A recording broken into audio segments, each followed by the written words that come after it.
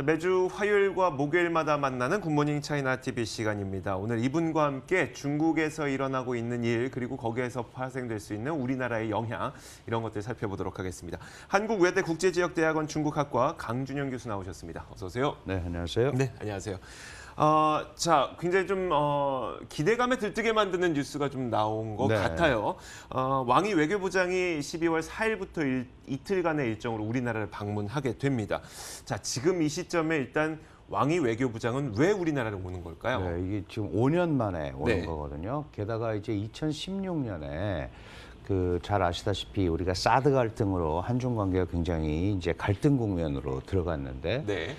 지금 온다 이렇게 이 단순한 이 상황만 놓고 보더라도 네네. 뭔가 변화가 있겠구나 이제 이런 생각이 그렇죠. 들죠.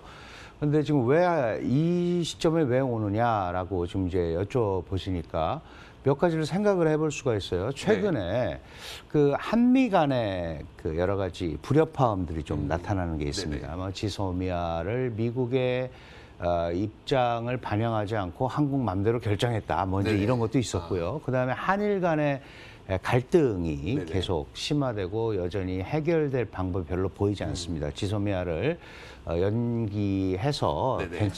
어느 정도 위기를 관리를 하고 있지만 안 좋은 상황인데 중국은 이 한국을 한미일 삼각 안보 구조의 한 축으로 분명히 보고 있죠. 그렇죠. 그런데 이 한미일 삼각 안보 구조에서 미일 동맹은 굉장히 굳건하단 말이죠. 네네. 그런데 한미나 한일 관계는 약해지니까 네네. 요 한미일 간의 전략적으로 가장 약한 고리인 한국을 좀 관계 복원이라든지 뭐 이런 메시지를 좀 줌으로써 자기 편으로 좀 끌어올 수 있는 이제 그런 상황도 되는 겁니다. 네네. 그리고 지금 한국이 계속 시진핑 주석의 방안을 요청을 하고 있는 상황인데 네네. 이제 그 부분에 관한 얘기들도 좀 할 필요가 있고요. 무엇보다도 한국이 지금 제일 걱정하고 있는 것은 미국 관계가 답보 상태고 네네. 이 핵 문제가 뭐 실무회담을 했습니다마는 스톡홀름에서 전혀 진전이 없고 김정은 위원장은 12월 시한설, 한시설을 내세우면서 네네. 뭐 새로운 길을 가겠다 이러고 있단 말이죠. 게다가 이제 남북 관계도 금강산 시설물 철거를 둘러싸고 대화도 잘 이루어지지 않고 있고 네네. 이런 상황에서 여러 가지로 보면 중국이 한국에 대한 영향력을 좀 강화할 수 있는 아주 좋은 찬스다 네네. 이렇게 판단을 하고 있는 것 같아요. 그래서 오는데 외교부장이 온다는 거는 뭐 단순한 사항은 아니죠. 그럼요. 예, 네. 시진핑 주석 방한 문제도 있고 또 12월에 중국 사천성 정도에서 한중일 3국 네네. 회담이 있습니다. 정상회담이 이제 12월에요. 거기에 네네 네. 그거에 관한 의제 또 좀 논의할 수 있겠고 여러 가지 좀 복합적인 의미를 가지고 오는 거 아닌가 이렇게 볼 수 있습니다. 알겠습니다. 그렇다면 혹시 많은 분들, 특히 이제 금융시장에 계시는 분들이 기대하는 거는 사드 사태 이후에 좀 경색됐던 한중 관계를 벗어날 수 있을 것이냐. 그러니까 소위 말해서 한한령이 좀 재배될 수 있을 것이냐인데 이런 이야기도 좀 하게 되겠까요? 우리는 항상 요청을 합니다. 네네. 한한령에 대해서 요청을 하는데 중국은 공식적으로 자기네가 이거를 한한령을 시행한 적이 없기 때문에 시행한 적 없기 때문에 해제할 수 없다는 예, 받아들이기가 네네. 어렵죠. 네네. 다만 이렇게 오면 메시지는 주는 거죠. 기존에 경색됐던 특히 한중 간의 경제 교류 관계에 있어서 분명히 일정한 돌파구로 작용할 수 있겠다 이런 걸 하는 겁니다. 지금 앵커께서 말씀하신 대로 한한령은 중국에서는 안 했다고 하지만 네. 피해자는 분명히 있는 거거든요. 그렇죠. 그런데 사실 이렇게 잘 살펴보면 우리가 2016년에 가장 대표적인 게 이제 관광 산업인데 네.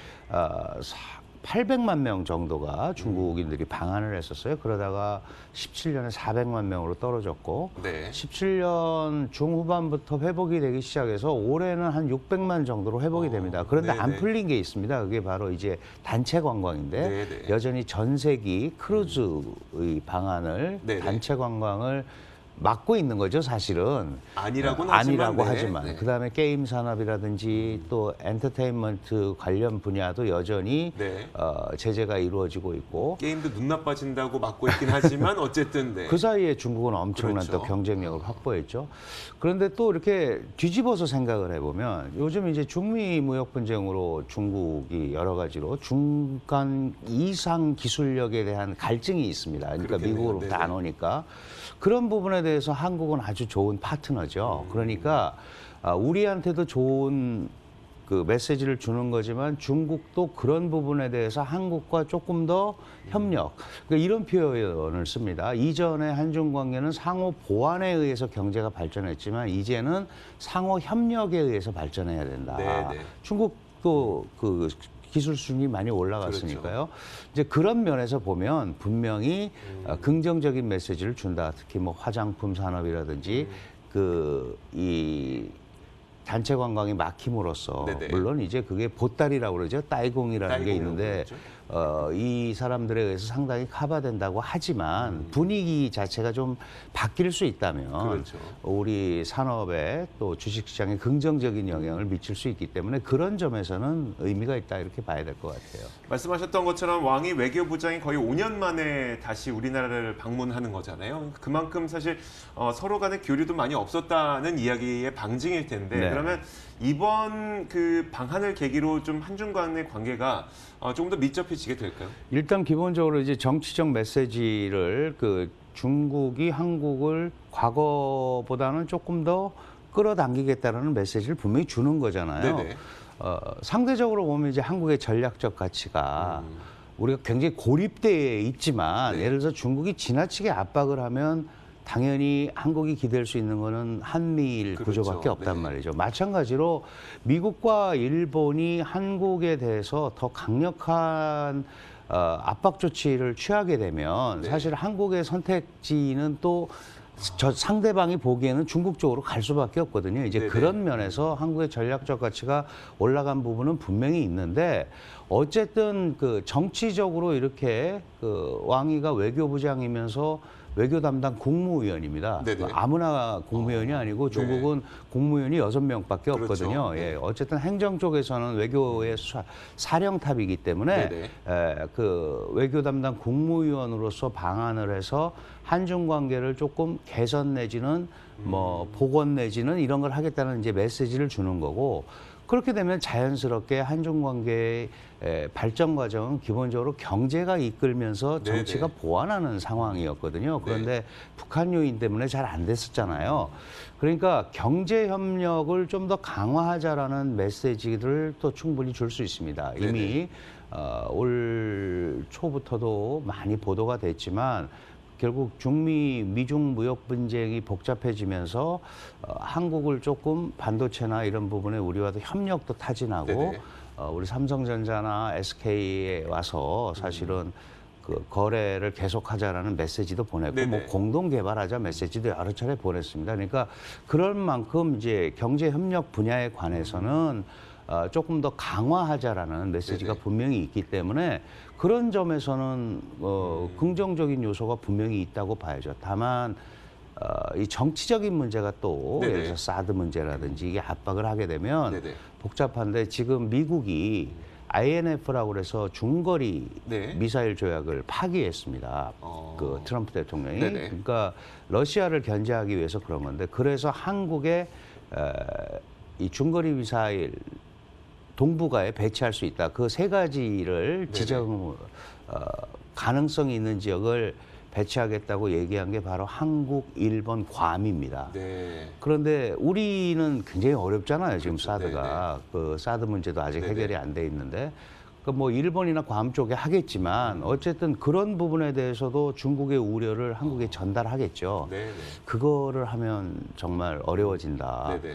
근데 그런 메시지도 전하러 오는 것 아닌가 이렇게 여러 봐야 가지 될것 같아요. 이야기를 네. 논의하기 위해서 그 한 가지만 좀 추가적으로요. 그러니까 북한과 관련돼서는 좀 어떤 이야기가 오고 가게 될 걸로 보이세요? 네, 지금 이제 북한 문제가 굉장히 복잡합니다. 네네. 사실 북한은 그동안 북미 관계의 그 우호적인 분위기가 왔었고요. 네네. 그다음에 남북 관계도 우리 문재인 정부 출범 이후에 어쨌든 북한과의 관계 강화를 통해서 네. 그 안정적으로 한반도 문제를 관리하자 이랬었는데 지금 그동안의 노력에도 불구하고 북한과의 관계가 나빠졌단 말이죠. 네, 그렇죠. 그런데 북한은 그 사이에 뭘 했냐 하면 경색돼 있던 중국과의 관계를 복원했습니다.